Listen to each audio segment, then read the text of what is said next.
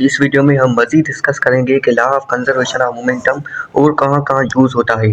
अगली जो हमारी वीडियो थी उसमें जो वीडियो लेक्चर था उसमें हमने रिकॉइल ऑफ गन एग्जांपल को देखा था और उसमें कैसे law of conservation of linear momentum, Newton's third law कैसे एक्ट करता है, ये सारी चीज़ें हमने पिछली वीडियो में देख ली थी।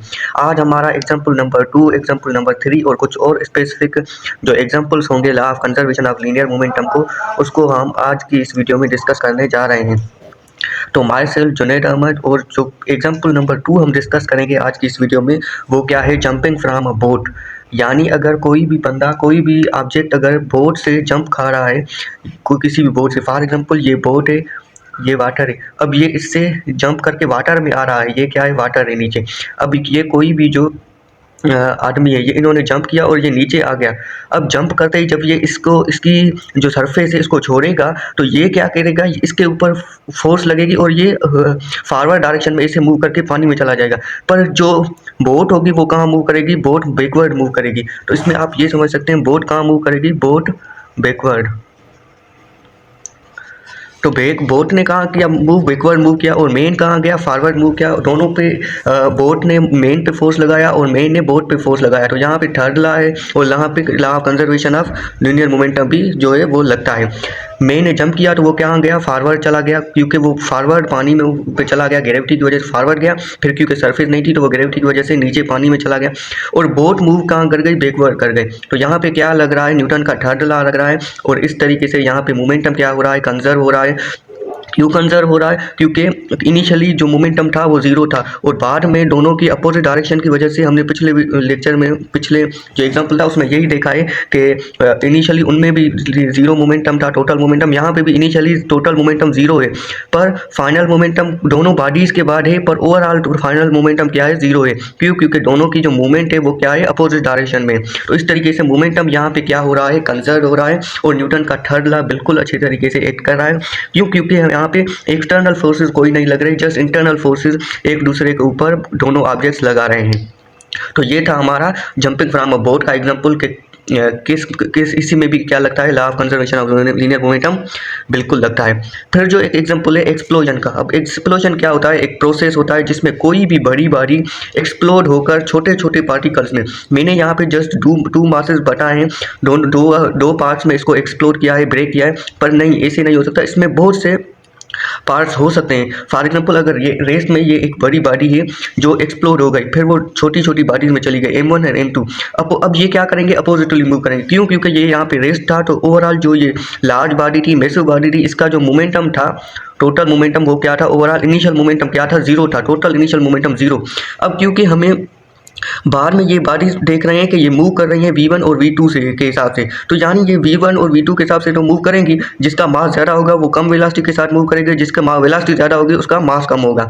पर ये क्या करेंगी, अपोजिटली मूव करेंगी। क्यों अपोजिटली मूव करेंगी, ताकि फाइनल मोमेंटम जो सिस्टम का है, फाइनल मोमेंटम ऑफ सिस्टम वो क्या हो सके, जीरो हो सके। क्योंकि इनिशियल मोमेंटम क्या था, जीरो था, final momentum of system zero हो सके। तो ये हमने एक एग्जांपल देखा। बॉडी ब्रेक कर रही है किस चीज़ में, पीसेज में, बहुत सारी पीसेज। कोई यहाँ पे हमने जस्ट 2 पीसेज देखे हैं। अगर एक बॉडी बहुत से पीसेज में हो तो वो उसकी वेलोसिटी का जो डायरेक्शन है वो भी ऐसा बन जाएगा, तो ओवरऑल उनका टोटल मोमेंटम जीरो बन जाएगा। तो मोमेंटम पे बिफोर एक्सप्लोजन क्या है, एक ही मैसिव बॉडी है जो कि रेस्ट में है, तो बिफोर एक्सप्लोजन टोटल जो लीनियर मोमेंटम वो क्या है, जीरो है। पर मोमेंटम आफ्टर एक्सप्लोजन, एक्सप्लोजन के बाद मोमेंटम देखें तो वो कुछ ना कुछ बन रहा है। कैसे बन रहा है, M1 V1 plus M2 V2, यानी कुछ इस बॉडी का मोमेंटम, कुछ इस बॉडी का मोमेंटम। अगर कोई और थर्ड बॉडी होती तो उसका भी मोमेंटम, फिर चौथी बॉडी होती उसका भी मोमेंटम। जितनी बॉडीज होगी उसका सम करके हमारे पास क्या आएगा, जीरो आएगा, क्योंकि इनिशियल मोमेंटम जीरो था। If initially body at rest after explosion positive momentum. अच्छा, अगर इनिशियली कोई भी बॉडी रेस्ट में है तो एक्सप्लोजन के बाद दोनों बॉडीज जो मूव करेंगी तो एक बॉडीज के मोमेंटम को हम पॉजिटिव कंसीडर करेंगे, एक बॉडी के मोमेंटम को हम नेगेटिव कंसीडर करेंगे।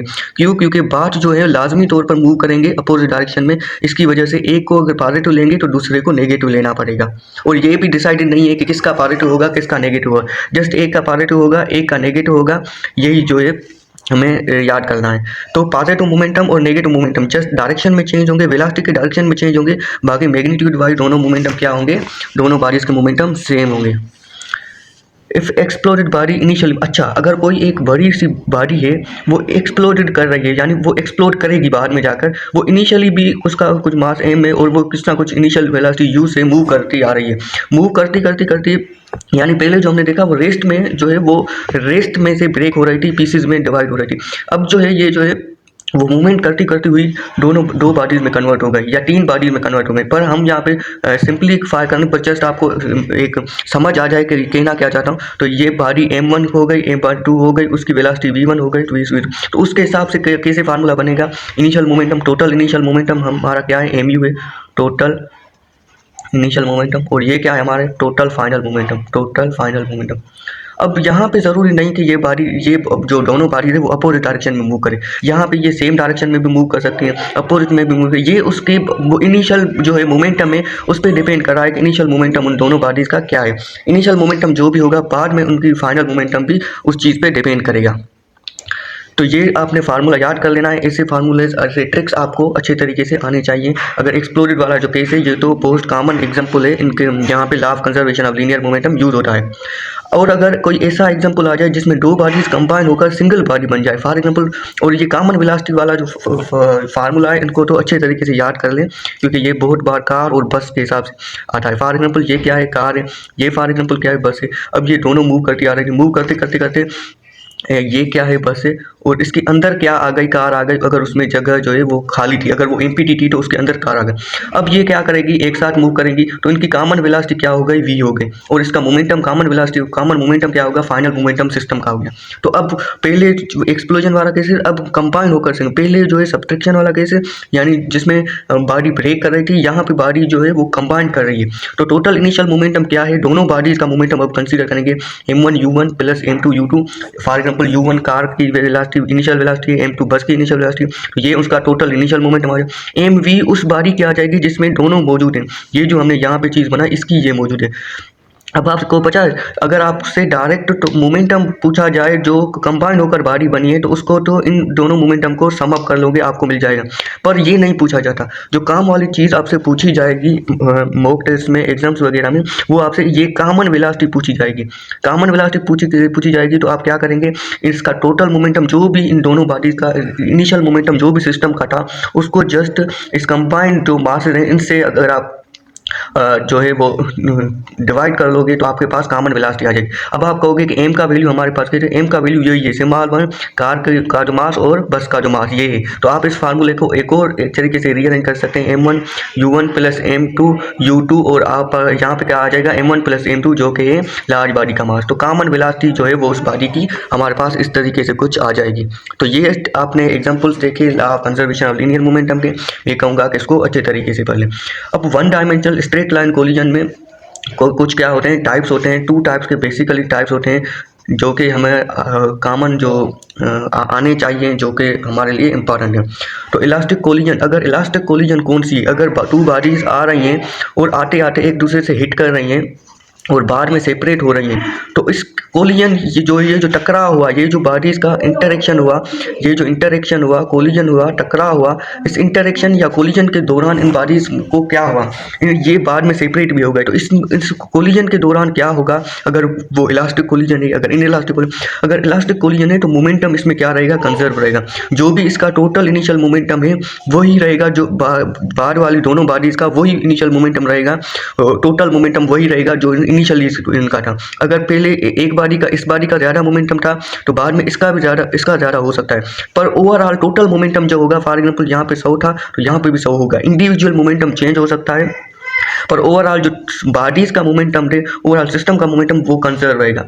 और आप कहोगे कि इनइलास्टिक कोलिजन में भी एक्सटर्नल फोर्सेज नहीं होती, वहाँ पे भी मोमेंटम तो कंजर्व होता है, हमें कैसा पता चले। तो एक जस्ट आप में एक डिफरेंस ये याद करना है कि काइनेटिक एनर्जी इसमें कंजर्व नहीं रहती, काइनेटिक एनर्जी इसमें कंजर्व रहती है और इसमें कंजर्व नहीं रहती। इसमें कंजर्व नहीं रहती इनइलास्टिक कोलिजन में, तो ये किस चीज़ में कन्वर्ट हो जाती है, ये लाइट में कन्वर्ट हो जाती है, ये हीट में कन्वर्ट हो जाती है, ये साउंड में कन्वर्ट हो जाती है। आप देखोगे ना, यहाँ पे इंटरेक्शन होगी, कोलिजन होगी तो साउंड भी आएगा, थोड़ी थोड़ी सी आपको लाइटनिंग भी देखने को मिलेगी, और थोड़ी थोड़ी सी आपको फ्रिक्शन की वजह से हीट भी देखने को मिलेगी। तो ये सारी काइनेटिक एनर्जी इस चीज़ में अगर कन्वर्ट हो गई, आपको एक ऐसी कोलिजन जहाँ पे दो बॉडीज टकराव हुई और आपको एक साउंड देखने को मिला, आपको एक छोटी सी लाइट की चिंगारी देखने को मिली, आपको जो है वो हीट महसूस होने लगी और टेम्परेचर वहाँ पे बढ़ने लगा। तो ये भी एग्जाम्पल एमसीक्यूज पूछे जाते हैं कि अगर टेम्परेचर बढ़ गया, लाइट दिखने लगी, साउंड एक्सप्लोजन की वजह से आ रहा है, तो ये कौन सी कोलिजन हो जाएगी? इनइलास्टिक कोलिजन हो जाएगी, क्योंकि ये साउंड, लाइट, ये फॉर्म्स ऑफ एनर्जी है,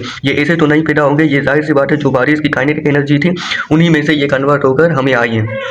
और टोटल एनर्जी जो होगी वो तो दोनों केसेस में सेम होगी। तो आपने ये चीज़ सर से याद करनी है कि law of conservation of linear momentum जो है ये हमें डिफरेंस नहीं बताता, law of conservation of energy ये हमें इन कोलिजन में फ़र्क नहीं पता। हाँ, अगर law of conservation of kinetic energy पूछा जाए क्या ये हमें इन दोनों के बीच में डिफरेंस बताता है, तो हाँ यही लॉ है जो हमें बताता है कि कोलिजन इलास्टिक है या इनइलास्टिक है। तो ये चीज़ आपने समझ लेनी है। एक और बात जो हमने पहले भी डिस्कस की थी, कंबाइन होकर अगर टू बॉडीज कंबाइन होकर एक ही बॉडी बना रही है कॉमन वेलोसिटी के हिसाब से, उसको हम देखते हैं। If two bodies combine to single body perfectly inelastic collision. तो अगर दो बॉडीज कंबाइन हो गई रही हैं, इस कोलिजन को हम, एक होती है इनइलास्टिक कोलिजन यानी मोमेंटम, ये परफेक्टली इनइलास्टिक कोलिजन। अगर दो बॉडीज कंबाइन होकर एक ही बॉडी बना रही हैं तो इस एग्जाम्पल को हम क्या कहते हैं? Perfectly inelastic collision. ये जस्ट आपने याद कर लेना, क्योंकि बहुत से केसेस में आपको अगर दो बॉडीज कंबाइन होकर देगी तो आपको इनइलास्टिक कोलिजन का भी जो है ऑप्शन दिखेगा, परफेक्टली इनइलास्टिक का भी ऑप्शन दिखेगा। तो आपने परफेक्टली इनइलास्टिक को टिक करने आना। हाँ, अगर आपको ऐसा कहा जाए कि टू बॉडीज सेपरेटेड इमीडिएटली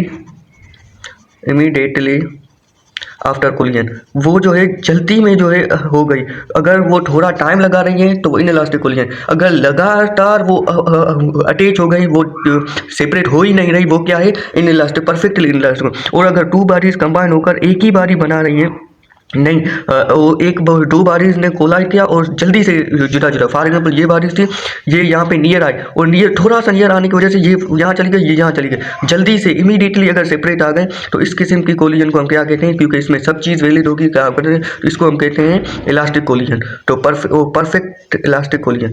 तो इलास्टिक कोलिजन को जैसे आपने याद रखना, इलास्टिक कोलिजन और इनइलास्टिक कोलिजन तो स्टूडेंट्स को अच्छे तरीके से समझ आ जाती।